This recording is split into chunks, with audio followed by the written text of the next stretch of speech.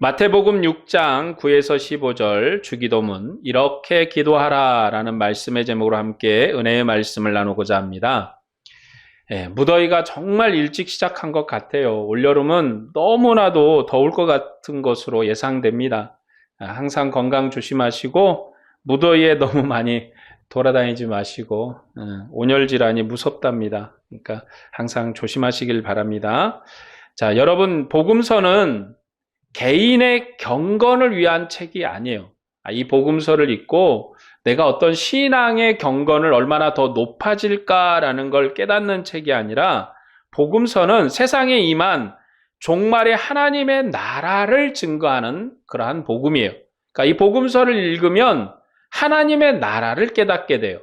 이 복음서를 읽으면 하나님의 나라를 가져오신 예수 그리스도가 누구인지를 배우는 거예요.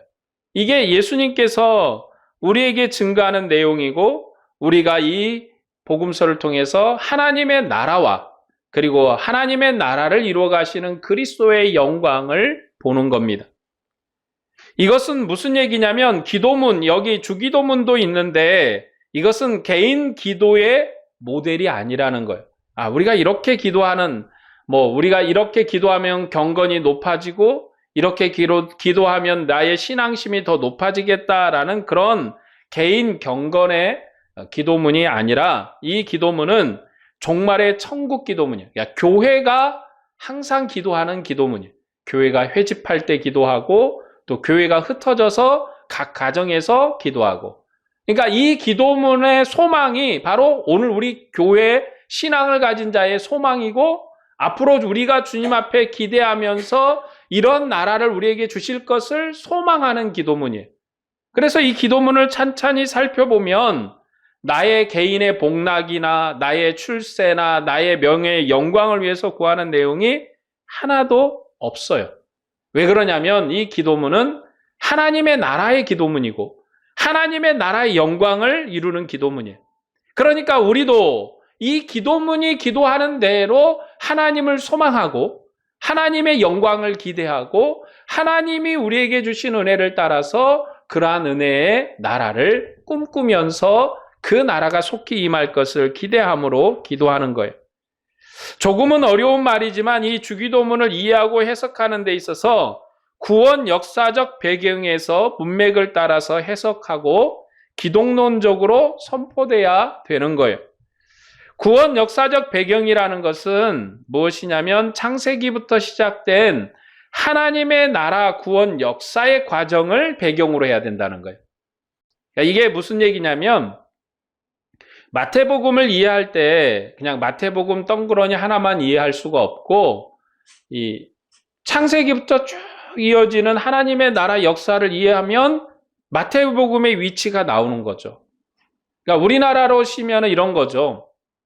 우리나라가 있기 이전에 이제 외정 일제 압제 시대가 있었잖아요. 그리고 조선 시대가 있었고 고구려 시대가 있었고 그 전에는 이제 삼국 시대 또 신라 통일 시대 삼국 시대 이렇게 있었잖아요. 우리나라 역사를 초등학교부터 해서 중고등학교까지 쭉 가르치는 건 뭐냐면 우리가 어떤 시대를 밟아왔는가라는 걸 알면 내 자신을 알아요. 우리나라 민족이 여기서 건 1000년, 2000년을 이 땅에서 이제 계속 살면서 이 땅의 터전을 잡고 살았기 때문에 우리는 이 나라에 충성해야 되고 이 나라의 영광에서 살아야 되고 이 나라가 어떤 나라인지를 깨닫는 거예요. 그리고 왜 우리가 일본과 다른가? 왜 우리가 중국과 다른가? 하면서 민족의 정체성이 생기잖아요. 역사를 쭉 읽어보면. 성경도 마찬가지예요. 창세기부터 쭉 흐르는 하나님의 일하심을 쭉 보면서 하나님이 갑자기 마태복음에 나타나서 일하신 게 아니라 창세기 때부터 그리고 사사시대 그리고 이스라엘 백성의 출애굽한 시대까지 쭉 일해오시면서 하나님의 일하심이 있었거든요. 그러니까 마태복음에서만 하나님이 일을 하고 계신 게 아니라 이전 역사의 일하심이 있어요. 그러면 그것을 쭉 알고 있으면 마태복음을 이해할 수 있고 또 마태복음이 이야기하는 것을 깨달을 수가 있고 마태복음을 설명할 수 있는 배경이 돼요. 그러나 이 마태복음만 딱 놓고 보면 마태복음에서 왜 이렇게 행동을 하시지 주님이? 오늘 우리가 주기도문을 나누는데 이 주기도문은 개인 경건의 기도문이 아니라 하나님의 나라 기도문이다. 하나님의 나라 기도문이라는 것을 왜 이야기하는가? 구약 때도 성전의 기도문이 카다시라고 있었잖아요. 지난주에 말씀드린 것처럼 카다시라는 성전 기도가 있었어요. 그 성전 기도를 대체하는 기도문. 이제 우리가 예배 때마다 기도해야 되고 예배 때마다 고백하면서 기도해야 될 기도문. 이제 구약의 율법이 그리스도의 영광스러운 은혜 안에서 새로운 천국의 율법으로 교체된 것처럼 이제 주님 앞에서 성전 예배의 기도문이 그리고 성전 회당 예배의 기도문이 그리스도 안에서 이제 새로운 천국의 기도문으로 교체되는 거예요. 그런 구약 역사의 배경이 없으면 지금 왜 주님이 여기에서 기도문을 가르치는 건지, 우리가 받은 이 기도문은 어떤 기도문인지 그게 이해가 안 돼요. 그래서 구원 역사적 배경이 있어야 된다. 그러니까 우리가 성경을 읽어도 창세기의 내용과 그리고 모세 율법의 내용을 쭉 알고 와야 되는 거예요. 쭉 알고 와서 이제 마태복음을 얘기해야 되는 거죠. 그래서 마태복음은 구약 율법의 언어와 내용을 알아야 이해되는 성경이에요. 이것이 구원 역사적 배경이고, 그리고 기독론적이다. 기독론적이다라는 것은 그리스도적이다라는 뜻인데, 구약의 율법을 예수 그리스도께서 완성하셨기 때문에 구원 역사의 완성으로 구약의 율법을 해석하고 선포하는 거예요. 우리가 구약 율법을 그대로 갖다 쓰면 안 돼요. 그러면 우리는 누구의 제자가 됩니까? 모세의 제자가 되는 거예요. 오늘 우리가 구약의 율법을 지켜야 된다. 그러니까 여러분, 안식일을 오늘 우리가 지켜야 된다라고 주장을 하면 그건 모세의 제자가 되는 거예요. 이제 안식교도들이 그런 얘기를 하죠. 토요일 날이 안식일인데 성경을 봐라. 어디에 안식일이 없어졌냐. 구약 성경에 보면 안식일을 지키라고 하지 않았느냐. 그러니까 너희가 안식일을 지켜야지. 그러면요, 안식일만 지켜요? 성전 예배도 지켜야 하잖아요. 이스라엘에서 제사장을 수입해서 회당 예배를 드려야 하잖아요. 그러면 그것만 지켜요? 성경에 나오는 절기 다 지켜야 될 거 아니에요. 오순절도 지키고 77절도 지키고. 그건 왜 안 지켜요? 그러면 그것만 안 지킵니까? 다 안 지키는 거거든요. 그렇게 얘기하면 여러분, 성경에 기록된 제도다라고 그러면 제사장 제도가 언제 폐해졌어요? 안 폐해졌잖아요. 그러면 여전히 우리는 소를 잡고 양을 잡고 그렇게 예배를 드리셔야죠. 그게 맞는 예배 아닙니까? 그러면 여기에 계신 남자들 중에 1년에 한 번씩 6월 이스라엘 성전에 가셔야죠. 1년에 한 번은. 하나님의 얼굴을 보러 가셔야 될 거 아니에요. 비행기표 끊고 막 해가지고 이스라엘에 가셔서 그 성전도 없지만 무너진 성전벽을 바라보면서 울고 오셔야 되잖아. 언제 성전을 세워주실 것인가. 율법은요, 하나를 지키면 다 지켜야 되는 거고, 하나가 폐해지면 다 폐해지는 거고, 하나를 안 지키면 다 안 지키는 거예요. 구약의 이제 안식일이 그리스도 안에서 어떻게 완성이 됐는가. 이제는 구약의 이스라엘 백성이 안식일이 뭐 하는 날인가를 살펴보면 이해를 할 수 있잖아요. 여러분, 안식일은 뭐 하는 날입니까? 그냥 노는 날이에요. 쉬는 날이에요. 그냥 하루 정도 이제 월요일부터 이제 일을 했으니까 한 날 쉬는 날이다. 그런 개념이 아니라 월요일부터 금요일까지는 하나님을 만날 수가 없어요. 하나님을 예배하는 날이 아니에요. 그러나 오직 유일하게 토요일 안식일만 하나님을 예배하는 날이에요. 그날은 하나님을 예배하는 날이에요. 그런데 이제 우리 안에서 그리스도의 영광으로 안식일이 완성이 됐는데 어떻게 완성이 됐는가? 오순절날 성령이 각 사람의 마음에 임함으로써 그때부터 이제 교회가 시작이 되었는데 이제는 주님의 성도 안에 하나님의 영이라는 건 하나님 자신이에요. 하나님 그분이 우리 안에 계세요.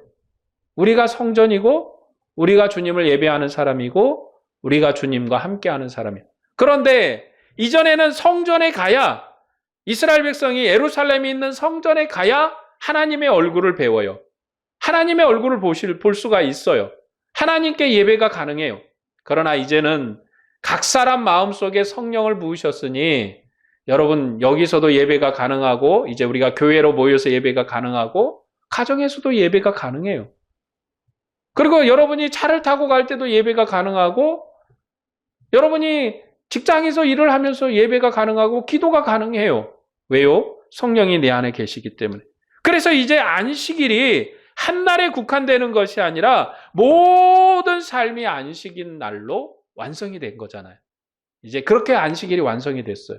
어떤 날 지켜야 될 안식일이 아니라 우리가 살아가는 날. 그래서 눕거나 일어서거나 살아가는 모든 날이 안식일이에요. 그건 성찬도 마찬가지입니다. 주일날 예배 때 와서 성찬하는 이 자리만 성찬이 아니에요. 이것은 우리가 예배로 주님을 기념하고 이 성찬의 의미를 가르치고 성찬의 의미를 깨닫게 하는 그러한 예배의 성격의 성찬이라면, 여러분 각 가정에서 한 부부가 예수를 믿는데 같이 떡을 차리고 밥을 차려놓고 하나님 앞에 감사하고 하나님 앞에 영광을 돌리고 기도하면서 식사하는 그 시간이 하나님과 함께 교제하는 시간이에요. 내가 이걸 먹고 내가 이것을 삼키고 소화를 잘 시켜서 건강을 얻어서 내 삶을 하나님의 영광을 위해서 살아가는 것, 그게 예배예요. 우리에게 맡긴 사명을 감당하는 것, 그게 예배예요. 그러니까 성찬이라는 것도 이 교회에서 행하는 의식에 매여 있는 것이 아니라 이제 여러분 우리의 모든 삶에, 가정에, 여러분의 식사의 자리에, 여러분이 교제하는 형제와 그리고 여러분의 가정과 여러분의 가족 모두 안에 주님의 성찬이 함께하는 것이고 예배가 함께 진행이 되는 거예요. 그러니까 우리의 예배라는 것은 이 주일날 한 예배에 이렇게 국한되는 게 아니라, 이 날은 무슨 날이냐, 이제 교회가 하나님의 권세로 모이게끔 하고 함께 우리가 같이 성도의 얼굴을 보고 가까이 형편을 살펴보고, 여러분 우리가 예배 때 모여서 얼굴을 보면서 저분이 안색이 안 좋다, 어디가 아픈가, 교회가 무난하고 어디가 아프십니까 위로하고, 또 그에게 뭐가 필요한 게 있나 여쭤보고, 이렇게 교회가 함께 교제하고, 코이노니아라고 하죠. 교제하고 함께 찬양하고 그런 모임으로 모이는 거예요. 이렇게 공예배가 이루어짐으로 하나님 앞에 영광을 돌리고, 또 각 가정에, 여러분 우리가 다 성도들 가정들을 다 돌아다니면서 살펴볼 수가 없잖아요. 그러니까 교회가 함께 모여서 얼굴도 보고, 그리고 얼굴을 보면 건강이 좋은지 나쁜지, 또 혹시 근심의 얼굴을 가득하고 있으면 물어보는 거죠. 교제하면서 혹시 요즘 무슨 일이 있느냐고. 그러면 이런 일이 있다고. 그럼 서로가 아픔을 부둥켜 안고 기도도 하고 도울 일이 있으면 돕고 하면서 이 공예배가 이루어지는 거예요. 그러니까 기독론적이라는 것은 하나님의 나라 구원 역사의 완성의 관점에서, 그 완성의 관점에서 이제 구약도 해석을 하고, 그래서 그 해석한 것을 선포하는 거예요. 안식일의 문제도 이렇게 그리스도 안에서 해석을 하면 그리스도께서 생명의 은혜로 안식일을 완성을 하셨어요. 그래서 이제 한 날에 국한되는 안식이 아니라 모든 날이 안식인 그런 삶을 우리로 살게 하십니다. 그래서 그리스도께서 완성하시고 치료하시는 거예요. 그걸 예를 들자면 문둥병이라는 병이 있는데, 구약의 문둥병은 하나님이 저주한 질병이에요. 하나님이 저주한 질병입니다. 문둥병에 대한 기록이 처음 등장하는 것은 그 모세의 누나 얘기 때 처음 등장을 해요. 모세 누나 얘기. 거기서 등장을 하는데, 이 모세의 누나가 모세를 비방하다가 문둥병이 걸리잖아요. 그 얘기가 처음 시작인데, 그 전에 문둥병이 없었던 게 아니라 성경에 처음 등장하는 얘기가 거기서 시작을 하는데, 문둥병은 하나님이 저주한 질병이에요. 하나님이 징계한 질병입니다. 그런데 예수 그리스도께서 이 문둥병을 그리스도 안에서 완성했어요. 어떻게 완성했냐면 그리스도께서 치료하심으로, 하나님이 저주하지 않는 질병으로, 하나님이 회복해 하신 온전한 질병으로 완성을 하신 거예요. 그러니까 예수님께서 마태복음이나 누가복음이나 복음서에서 문둥병을 치료하시는 거는 좋은 의사로서 치료하시는 게 아니라, 구약의 문둥병은 하나님이 저주한 질병인데 그 저주를 회복하세요. 사실 우리 같은 이방인들은 하나님의 나라 집에도 못 들어간 사람들이잖아요. 사실 저주받은 백성이거든요. 유대인만 축복받은 백성이고 이방인은 저주받은 백성이에요. 그래서 유대인들이 이방인을 개, 돼지처럼 취급하는 거예요. 그건 민족적 우월심이 아니라 자기들은 하나님이 있고 이들은 하나님밖에 있으니 저주받은 백성이라 그렇게 대하는 거예요.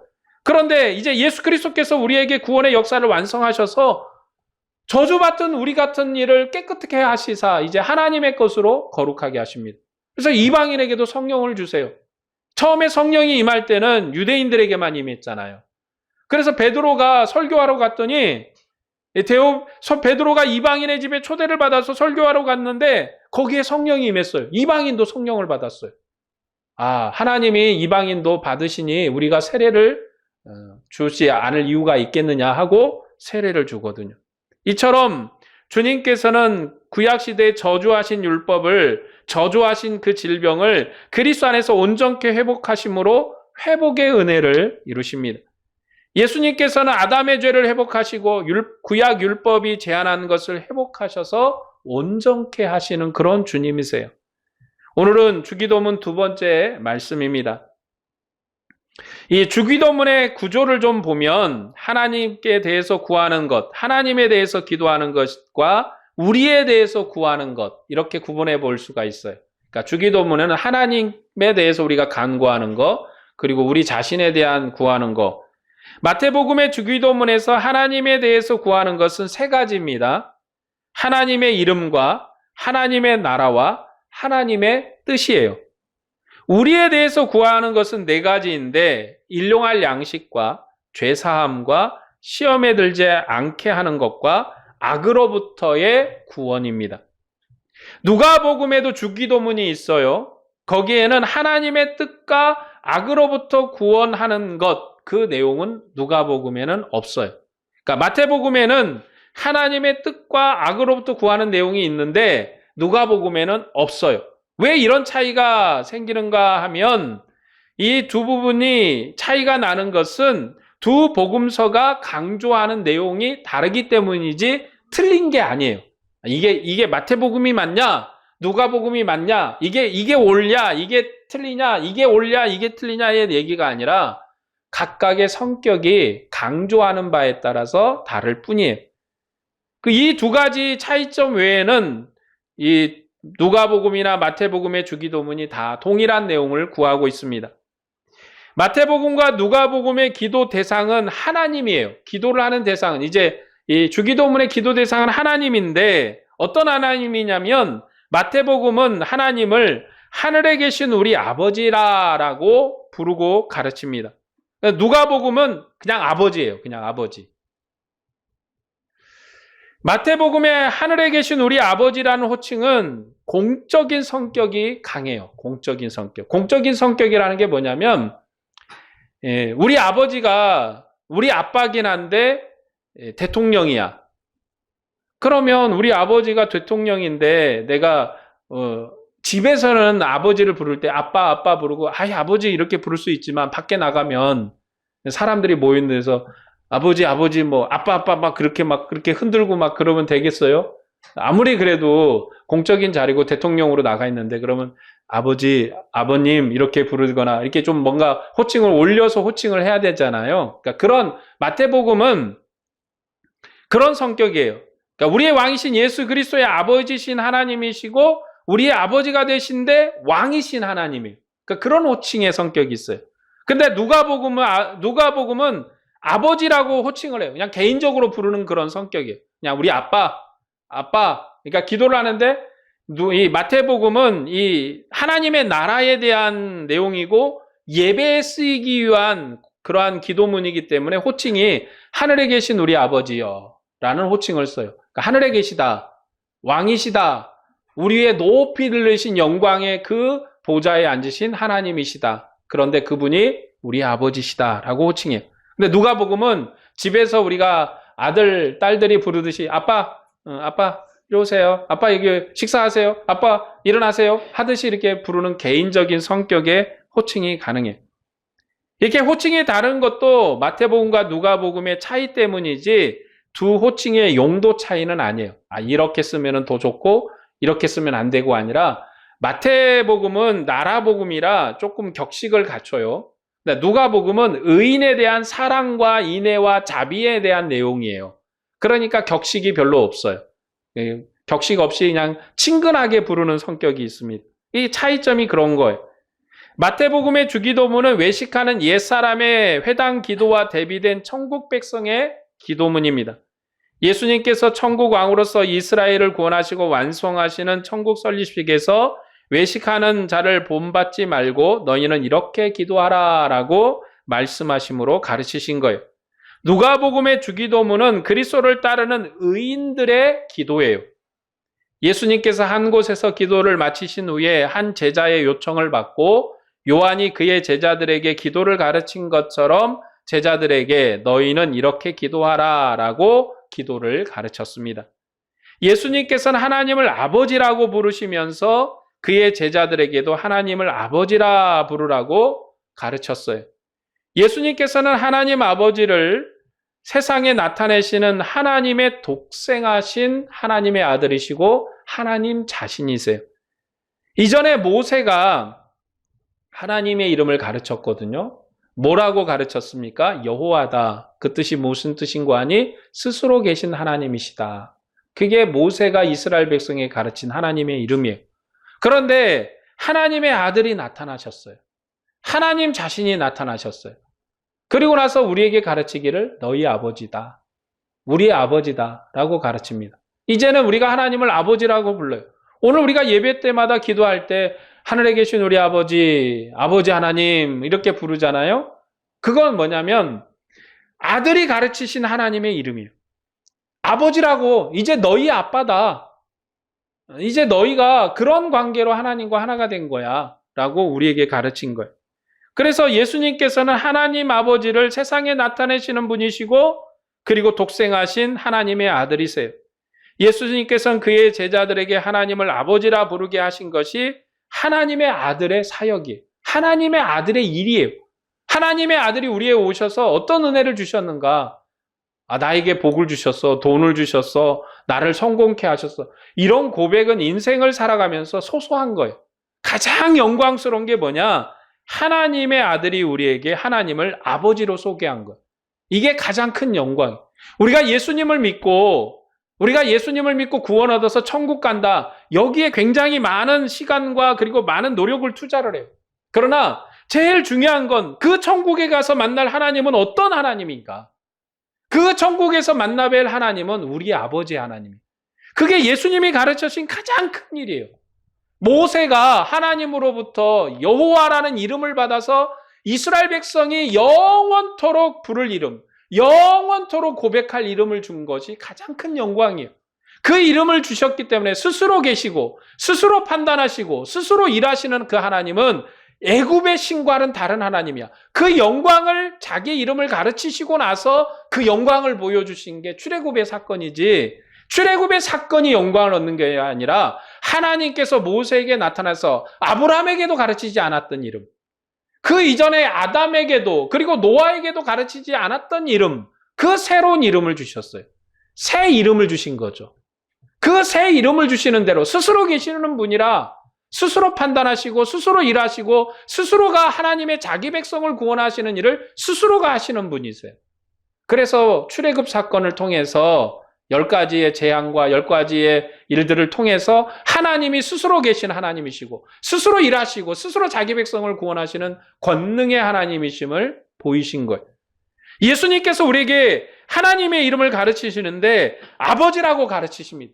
그 아버지가 자녀를 보호하듯이 자녀에게 사랑과 자비를 베풀듯이 은혜를 베푸시는 아버지 하나님.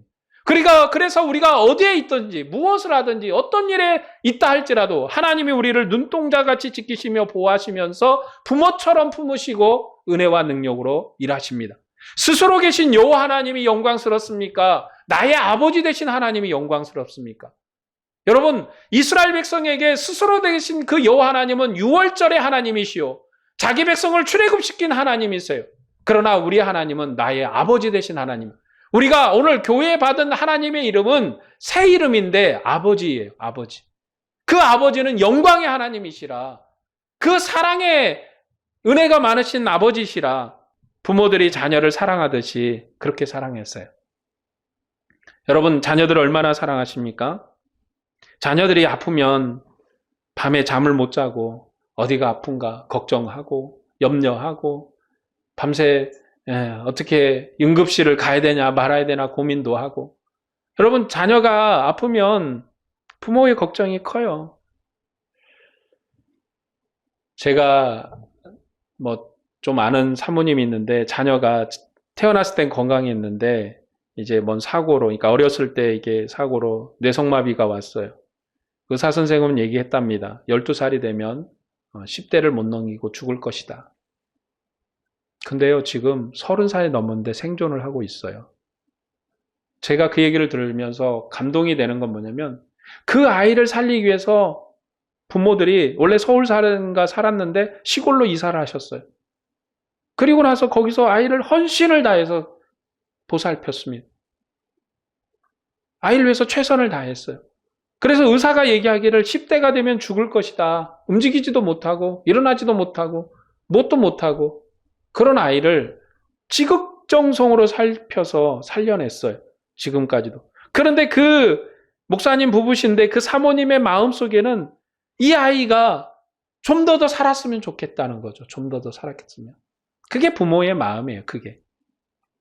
아무것도 내게 경제적 이득이 없잖아요. 이 아이를 키워서. 여러분, 이 아이를 키워서 어떤 경제적 이득을 얻겠어요? 아무것도 못하고 그냥 누워만 있고 부모의 손길이 없으면 내일을 살 수가 없는 이 아이를 그래도 내일 더 살았으면 좋겠다. 1년이라도 2년이라도 좀 더 살았으면 좋겠다. 그게 부모의 마음이잖아요. 그게 하나님의 마음인 줄로 믿습니다. 그래서 우리가 부족해도 연약해도 우리를 사랑하시고 품으시고 은혜와 자비를 베푸시는 하나님이세요. 그래서 하나님을 아버지라고 부르게 하신 것이 세상에 그의 아들을 보내시고 하나님의 영광을 주신 하나님의 뜻이며 우리를 향한 복음이에요. 이제 하나님이 우리를 아버지처럼 보살피십니다. 이런 내용을 강조하는 성경이 바로 요한복음입니다. 요한복음은 세상에 친히 하나님의 영광을 증거하신 하나님의 아들을 믿고 함께 증거하는 것이 그를 세상에 보내시고 영광을 주신 아버지와 함께하는 것이며 영생임을 강조하며 증거합니다. 마태복음과 누가복음도 예수님께서 그를 믿고 따르는 제자들에게 하나님을 아버지로 계시하시는 하나님의 유일하신 아들이심을 증거하고 있습니다. 마태복음 11장 25절에서 27절에 이렇게 말씀합니다.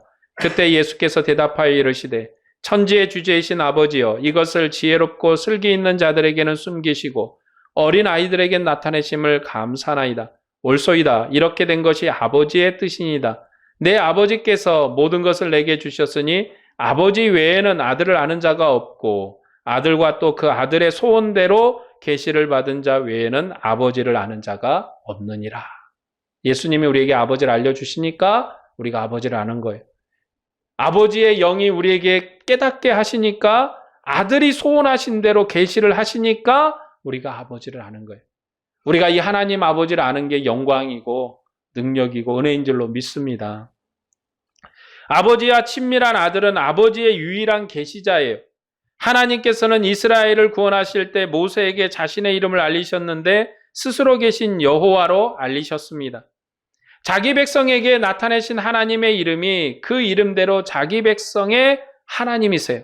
하나님의 이름을 알려주시는 대로 하나님 자신입니다. 하나님의 이름은 하나님을 계시하는 거예요. 이스라엘의 하나님은 천지 창조주 여호와시다고 고백하는 것이 이스라엘의 고백입니다. 이스라엘은 하나님의 이름을 부르는 백성이 이게 이스라엘의 영광입니다. 하나님은요. 하나님의 이름을 가르쳐 주시는 것이 하나님의 계시예요. 우리가 하나님의 이름을 안다. 그것이 영광이에요. 그래서 이스라엘 백성은 하나님을 부르는 백성으로 영광을 얻은 백성이에요. 그러나 그들은 휘장 밖에서 하나님을 두려움으로 섬기는 율법의 종이었어요. 그들은 여호와의 이름을 감히 부르지 못하고 대신 주님이다고 주라고 불렀습니다. 이스라엘이 하나님을 주라고 부른 것은 율법으로 자기 백성을 판단하시는 하늘 보좌의 재판장으로 계시기 때문에 그래요. 이스라엘이 부른 하나님의 이름은 그냥 주님이신데 재판장에 계신 주님, 재판장에서 판결하시는 분을 부른 거예요. 그러나 우리는 하나님을 그렇게 부르지 않습니다. 하나님 우리의 아버지로, 우리가 자녀로서 하나님을 부르는 것이요. 아랍어로 아버지라는 뜻은 우리말로 하면 아빠라는 그런 아주 친근한 말이에요. 유대인들은 예수님께서 하나님을 내 아버지라고 부르는 것을 보고 하나님을 친아버지라 하여 자신을 하나님과 동등한 자로 높이는 신성모독을 범했다고 판단을 했습니다. 그래서 하나님의 아들을 죽였어요. 예수님은 나는 너에게 이르노니 하늘의 하나님 권세로 말씀하시는 종말의 천국의 왕이십니다. 천국의 왕은 자기 백성과 함께 계시면서 아버지를 나타내시는 하나님의 아들이시며 임마누엘 하나님이십니다. 마태복음 5장의 천국의 왕의 율법은 정죄하는 모세 율법이 아니라 사랑의 율법이다라고 가르쳤습니다. 6장에서 천국 왕이 명령하신 경건 또한 사람에게 보이는 율법의 경건이 아니라 하나님께서 친히 은밀한 중에 보시고 상 주시고 기뻐하시는 경건이다라고 그렇게 가르쳤습니다.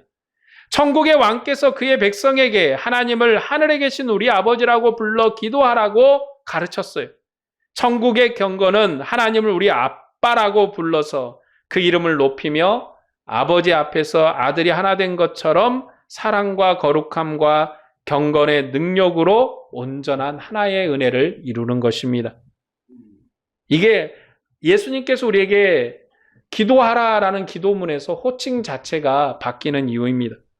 누가복음의 하나님은 아버지예요. 그냥 아버지인데 간청하는 기도에 응답하시고 간청하는 아들에게 가장 좋은 것인 성령을 주시는 우리 하늘에 계신 아버지입니다.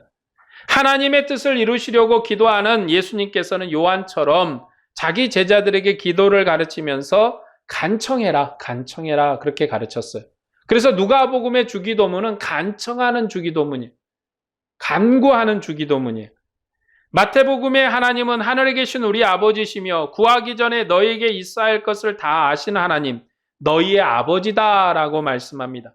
그러므로 천국의 왕께서는 그의 백성에게 이방인처럼 중언부언하지 말고 주기도문으로 기도를 가르치면서 이렇게 기도해라. 하나님을 설득하려고 하지 말고 하나님의 뜻을 이렇게 구해라 라고 기도문을 가르친 거예요. 마태복음에 구하기 전에 있어야 할 바를 아시고 주시는 하늘에 계신 우리 아버지와 누가복음에 간절히 구하는 아들에게 가장 좋은 성령을 주시는 하늘 아버지는 서로 비교가 되는 거예요. 그러니까 우리에게 하나님은 어떤 분이신가? 우리에게 구하기 전에 먼저 있어야 할 것을 주시는 그 분이시고 의인의 간구에 절대로 응답하시는 하나님이세요. 여러분이 하나님 앞에 구하면 응답을 하세요. 그렇죠. 부모의 마음이 그렇잖아요. 자녀들이 뭘 좀 사주세요. 그럴 때 처음에는 그거 안 사줘. 못 사줘. 그렇게 말을 하고 돌려보냈지만 항상 생각하는 거죠. 저걸 얼마에 살 수가 있을까? 저거 언제 사주면 좋을까? 말은 그렇게 해서 돌려보냈지만 사줄 수 있으면 사줘야겠다. 네. 저희 조카가 있는데 아이폰을 사달라고 그랬대요. 고등학생인데 아이폰을. 그래서 아이폰이 이제 그 여동생인데 알아봤나 봐요. 130만 원이래요. 130만 원. 폰 하나에. 그래서 나한테 전화가 왔어요. 사줘야 되냐 말아줘야 되냐. 그래서 이미 결정을 했구만. 사주기로. 이미 결정을 했구만. 사주기로. 어차피 아이폰은 이래나 저래나 비싸니까 돈 들여서 살 거야. 그랬더니 여러분 100만 원짜리 폰을 근데요 요즘 중고등학생들이 다 그걸 들고 다녀요. 150만 원짜리 아이폰을 다 들고 다니니까 너도 사고 나도 사고 그러는 거예요. 부모가 고민스럽죠. 150만 원짜리 사주려고 그러면. 근데 결국은 사주더라고요. 결국은. 이번에 대학을 갔는데 애가 노트북을 사야겠다고 그래서 200만 원짜리 노트북을 사줬다고 그런 거예요. 깜짝 놀랐어요. 뭔 대학생이 200만 원짜리 노트북이냐. 애가 그런 거예요. 얇고 가볍고 좋은 걸 사고 싶다고. 그래서 LG 그람이라고 아주 가볍고 얇고 한 걸 사줬대요. 야, 부모가 그러는 거구나. 근다고서 뭐 여러분 참 그럴 것 같아. 부모의 마음이 절대 비난하지 않고 절대 뭘 하지 않습니다. 근데 그런 것 같아. 부모의 마음이 그런 거죠. 해줄 수만 있다면. 그렇기 때문에 주님은 의인의 소망에 응답하시는 주님이세요. 우리 아버지가 되시고 우리의 간구를 들으시는 아버지입니다. 이렇게 이제 우리가 호칭이 다른 것은 두 복음서의 차이점 때문이다. 누가복음은 의인들이 소망하여 기도하는 종말의 하나님의 나라의 복음이고, 마태복음은 무너진 다윗 왕조를 신실하신 하나님께서 스스로 회복하신 종말의 천국의 복음이에요. 하나님께서는 아브라함의 하나님이 되시고 그를 통해서 모든 민족의 하나님이 되시겠다 언약을 하셨습니다. 이 언약은 다윗 왕조를 모든 나라 위에 높이심으로 이루셨어요. 하나님께서는 이방인에게 포로된 남은 자들에게 종말의 영광스러운 다윗 왕조의 구원을 약속을 하셨습니다. 종말의 다윗 왕조는 다윗 왕이 통치하고 새 영인 성령을 받아 정결케 되며 마음판의 법이 새겨져서 율법을 온전히 지키며 복락의 땅에 살며 모든 대적으로부터 안식하는 임마누엘의 나라예요. 누가복음은 고난받는 의로운 백성의 기도를 들으시고 행하시는 나라입니다. 성령을 부어 모든 민족을 깨끗하게 하시고 하나님의 백성이 되게 하는 종말의 의로운 하나님의 나라 복음이 누가복음이에요. 누가복음은 성전에서 기도하는 의인들과 기도를 가르친 요한과 찬미하며 기도하며 약속하신 성령을 기다리는 제자들에 관한 말씀이에요. 그러므로 항상 기도하시는 예수님께서는 제자들에게 쉬지 말고 간청하라고 가르친 것이 누가복음의 주기도문입니다. 그렇게 간청하면 하늘에 계신 아버지께서 들으시고 성령을 주실 것이라고 약속을 하셨어요. 마태복음은 언약에 신실하신 하나님께서 무너진 다윗 왕조를 구원하시고 완성하시며 모든 민족을 복종케 하는 종말의 천국의 복음이에요. 이스라엘이 소동하고 하나님의 아들 그리스도를 대적하지만 하나님께서는 자기 백성이 구하기 전에 그들에게 있어야 할 바를 아시고 천국을 세우셨어요. 여러분, 하나님께서 구하기 전에 우리에게 있어야 할 것을 아시고 주신다라는 말을 우리가 이제 어떻게 듣냐면, 내가 간구 안 해도 그냥 나한테 필요한 걸 그냥 그때 금이 필요하면 금을 뚝 내려주시고 은이 필요하면 은을 뚝 내려주시고 이런 개념이 아니라, 이스라엘 백성이 구하지 않았던, 이스라엘 백성이 소망하지 않았던 그 영광, 그들이 소망하고 기대한 것보다도 더 큰 천국을 세우셨다고. 그들이 기대했던 영광보다도 더 큰 나라를 만들어 버리신 거예요. 그래서 이제는 모든 민족을 불러서 하나님의 이름을 부르는 민족의 교회를 만드셨어요. 그래서 오늘 교회는요, 미국이든지 영국이든지 어떤 나라 백성이든지 어떤 민족이든지 다 들어와서 예배하는 나라가 됐어요. 이스라엘만 예배하는 나라가 아니라 구하기 전에 먼저 주시는 하나님의 은혜가 천국의 은혜를, 하늘의 천국을 땅에다 가져다 놓으시고 영광스럽게 하신 은혜로 완성했어요. 여러분, 우리가 하나님 앞에 구하기 전에 우리에게 있어야 될 하나님의 나라의 영광을 여러분에게 주실 걸로 믿습니다. 우리에게 다 주셔요. 구원의 역사도 주시고. 우리의 자녀들을 어떻게 내가 구원할까 고민하고 갈등할 때 기도하시면 하나님이 때를 따라 도우시는 은혜로 그들도 구원하실 줄로 믿습니다. 이처럼 이스라엘이 소동하고 하나님의 아들을 그리스도를 대적하셨지만 하나님께서는 자기 백성이 구하기 전에 있어야 할 걸 아시고 은혜를 주시는 하나님이세요. 그러므로 중언본하지 말고 하나님을 아버지라고 불러서 영광을 돌리며 그 이름을 높이며 그 나라를 섬기며 악한 권세에 승리하라고 우리에게 가르칩니다. 오늘 여러분의 하나님은 종말의 왕이신 그리스도께서 가르치신 우리의 아버지이십니다. 하늘에 계신 우리의 아버지예요. 우리는 하늘에 계신 하나님을 우리의 아버지라고 불러서 영광을 얻은 백성입니다. 하늘 아버지를 섬기는 우리는 서로가 사랑을 해야 돼요. 거룩해야 합니다. 주님께서 다시 오셔서 모든 권세를 복종시킬 때까지 그의 이름을 높이며 증거하는 증인이 바로 우리고 그리스도의 군병이 바로 우리입니다. 하늘에 계신 아버지의 자녀인 교회가 온전해지는 것은 서로 사랑하는 거예요. 하나님을 아버지로 모신다며요. 하나님을 우리 아버지로 따른다며요. 나만 아버지예요? 옆에 있는 형제도 같은 아버지. 그러면 우린 뭐예요? 형제예요. 자매예요. 한 지체예요. 한 가족이에요. 그러면 우리가 온전해지는 방법이 뭡니까? 그것은 바로 서로 사랑하는 거예요. 서로 사랑하는 거예요. 교회는요, 딴 게 없어요.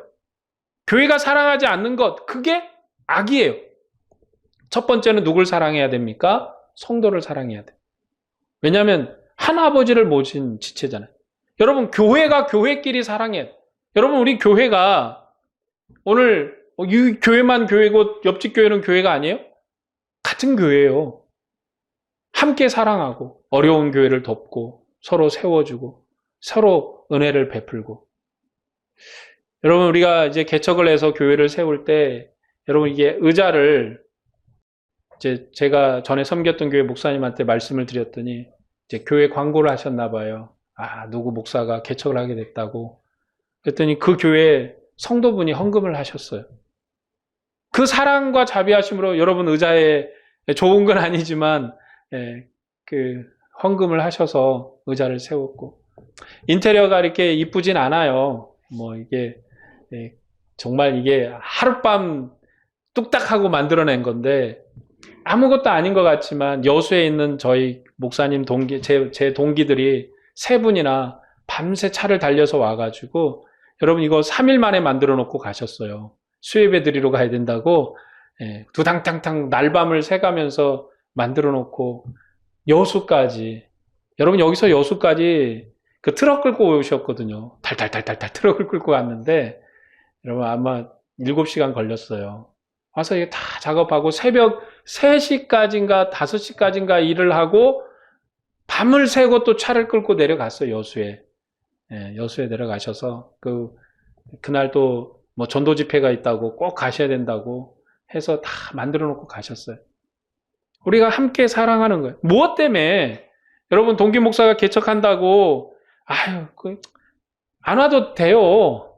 굳이 와서 뭐 여수부터 장비 막 다 바리바리 싸들고 와서 이렇게 일 안 해줘도 돼요. 너 알아서 하소. 내가 10만 원 보내줄게. 그러고 그냥 어차피 교통비 들 거 줄게 하고 끝나도 되지만 사랑의 마음을 가지고 와서 도와주고 의자도 놔주고 해서 정말 예배할 수 있도록 서로가 돕는 거예요. 하물며 이렇게 돕는데 한 교회 성도끼리 서로 도와야 되고 서로 사랑해야죠. 자비를 베풀고. 여러분, 교회가 사랑하지 않으면 그건 악입니다. 악한 거예요. 아버지를 부끄럽게 하는 거예요. 우리는 하나님을 아버지라고 부르는 믿음의 형제이고 자매예요. 우리가 사랑하지 않고 세상의 사랑을 말할 수가 없어요. 왜 요즘 교회가 세상에 힘이 없나? 사랑이 없어요. 제가 볼 때는 그렇게 생각을 합니다. 제 개인적으로. 교회가 사랑이 없다. 그렇게 생각이 돼요. 그러면 어떻게 우리가 세상에 힘을 발휘할까? 우리가 비록 작은 교회이고 연약한 교회지만 우리가 먼저 사랑하기를 소망합니다. 서로 사랑하고 이해하고 자비를 베풀 줄 알고 긍휼을 베풀 줄 알고. 그래서 오늘 부활의 교회가 서로 사랑하고 믿음으로 온전히 세워지기를 주님의 이름으로 축복을 합니다. 기도하겠습니다.